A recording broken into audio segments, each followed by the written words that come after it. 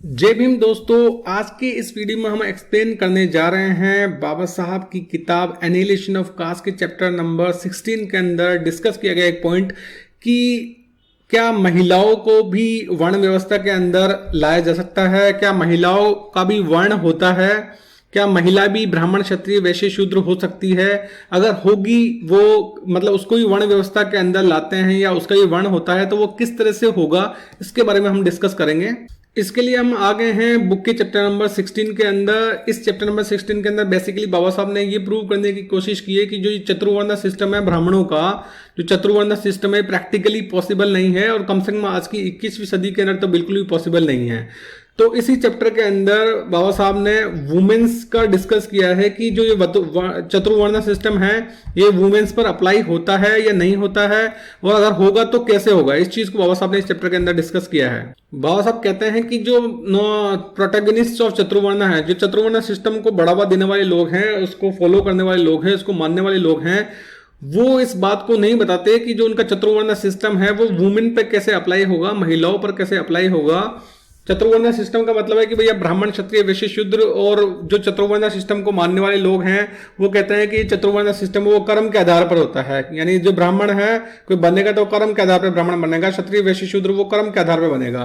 तो उनका जो सिस्टम है वो महिलाओं पर किस तरह से लागू होगा। बाबा साहब कहते हैं क्या जो महिलाएं हैं उनको उनके हस्बैंड्स का वर्ण मिलेगा है, अगर उनको उनकी महिलाओं को हस्बैंड्स का वर्ण मिलता है शादी के बाद में, तो फिर चतुर्वर्ण सिस्टम कैसे पॉसिबल हुआ। क्योंकि एक तरफ तो आप बोल रहे हो कि जो चतुर्वर्ण सिस्टम है वो कर्म के आधार पर मिलता है, इंसान की वर्थ के आधार पर मिलता है, लेकिन अगर महिलाओं को उनका वर्ण उनके हस्बैंड के हिसाब से मिलेगा, लेट सपोज अगर कोई ब्राह्मण है वो किसी महिला से शादी करता है तो उस महिला को इररेस्पेक्टिव ऑफ कोई भी है वो, है ना, कोई भी है वो, तो उसका वर्ण क्या महिला का ब्राह्मण से शादी करने पर उसका वर्ण ब्राह्मण हो जाएगा। अगर ऐसा होता है तो जैसे उसमें ब्राह्मण की क्वालिटीज नहीं हो लेकिन तो भी अगर वो ब्राह्मण हो जाती है तो फिर आपका जो चतुर्वर्ण सिस्टम का जो प्रिंसिपल है कि जो चतुर्वर्ण सिस्टम है वो अकॉर्डिंग टू द पर्सन की वर्थ जो है उसके हिसाब से उसके कर्म के आधार पर उसे वर्ण मिलेगा,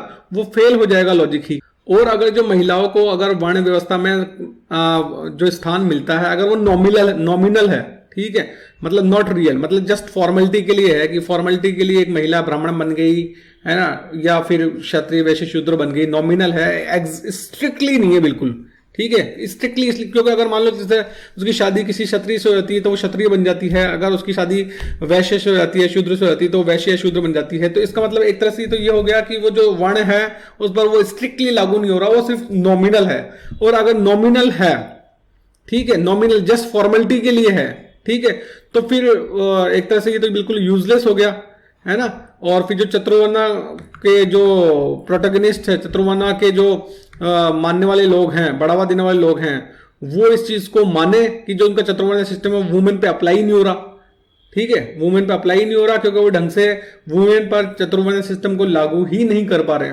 और अगर जो चतुर्वर्ण को मानने वाले लोग हैं अगर वो वुमेन पर इस चतुर्वर्ण सिस्टम को अप्लाई करते हैं तो फिर उनको अलाउ करना चाहिए वुमेन्स को प्रीस्ट बनना, ठीक है। जब बाबा साहब ने बुक लिखी थी उस वक्त महिलाओं का प्रीस्ट पुजारी बनना या सोल्जर बनना अलाउ नहीं था एक तरह से। इवन आज भी सोल्जर तो फिर भी वुमेन्स बनने लग गई, लेकिन पुजारी तो अभी भी काफी हद तक नहीं बनती, एक्सेप्शनली कहीं होगी तो होगी, अदरवाइज पुजारी तो आज की तारीख में भी नहीं बनती महिलाएं। तो बाबा साहब ये कहते हैं कि लेट सपोज कोई महिला है उसमें पुजारी बनने गुण है तो फिर उसको आप पुजारी बनने दो, ठीक है, पुजारी बनने दो उसको, क्योंकि कर्म के आधार पर है ना, तो पुजारी बनने दो। और अगर किसी महिला में फाइटिंग स्किल्स है, वॉरियर वाली है, तो उसको सोल्जर बनने दो।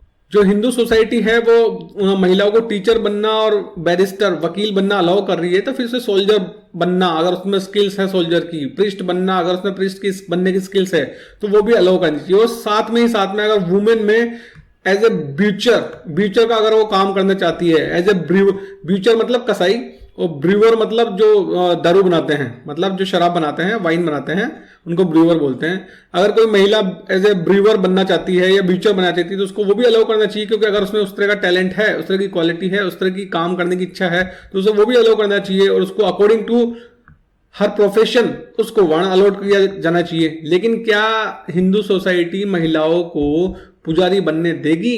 क्या उनको वो कसाई बनने देगी? क्या उनको वो शराब बनाने वाला बनने देंगी? क्या उनको वो सोल्जर बनने, वॉरियर बनने देगी, सोल्जर बनने देगी? आजकल तो फिर भी काफी बनने लगी, ये तो एक एक्सेप्शन हो गया आज के केस में तो। लेकिन जब बाबा साहब ने किताब लिखी थी उस वक्त तो वुमेन को अलाउ ही नहीं था सोल्जर बनना, तो ये उस वक्त के कंटेक्स्ट के अंदर है। ठीक है, तो कहने का मतलब ये है कि क्या जो सोसाइटी, ये जो वर्ण, ये जो चतुर्वर्ण वाले जो लोग हैं, जो चतुर्वर्ण को मानते हैं और फॉलो करते हैं और कहते हैं कि भैया according to the quality, according to the worth of the person, according to the karma of the person को उसका वर्ण अलॉट किया जाना चाहिए। तो अगर जैसे महिलाएं हैं, अगर पुजारी बनना चाहती हैं, वॉरियर बनना चाहती हैं, ब्यूचर बनना चाहती है, तो क्या ये समाज उनको अलाउ करेगा पुजारी बनने के लिए? तो बाबा साहब ये कहते हैं बाद में कि अगर कोई, आज का समाज तो ये पॉसिबल है नहीं, और अगर आज की जो परिस्थितियां हैं उसमें अगर कोई अलाउ करता है वुमेन को प्रीस्ट बनना या सोल्जर बनना, तो वो बहुत ही बोल्ड पर्सन होगा। तो बाबा साहब ये कहते हैं कि क्योंकि इन कारणों की वजह से जो चतुर्वर्ण सिस्टम है वो वुमेन पे अप्लाई ही नहीं हो सकता इन डिफिकल्टीज के कारण से। तो इसलिए टेक्निकली पॉसिबल ही नहीं है वुमेन पे चतुर्वर्ण सिस्टम को लागू कर पाना। और फिर भी अगर कोई मानता है कि भाई चतुर्वर्ण सिस्टम को हम वापस लागू कर सकते हैं, तो वो एक इडियट, एक फूल ही हो सकता है। तो कुल मिला के बाबा साहब ने ये एक्सप्लेन करने की कोशिश की है कि जो चतुर्वर्ण सिस्टम है वो प्रैक्टिकली फिजिबल नहीं है, और कम से कम आज की जो टाइम चल रहा है, जो मॉडर्न एज है, उसके अंदर तो इस चतुर्वर्ण सिस्टम को प्रैक्टिकली अपन इंप्लीमेंट कर ही नहीं सकते, इसको समाज पे लागू ही नहीं कर सकते। अगर इसको स्ट्रिक्टली लागू करना चाहेंगे तो पॉसिबल ही नहीं हो पाएगा, और जब चीज पॉसिबल ही नहीं है तो फिर हम क्यों उसको लागू करना चाहें? इस चीज को बाबा साहब ने एक्सप्लेन करने की कोशिश की है।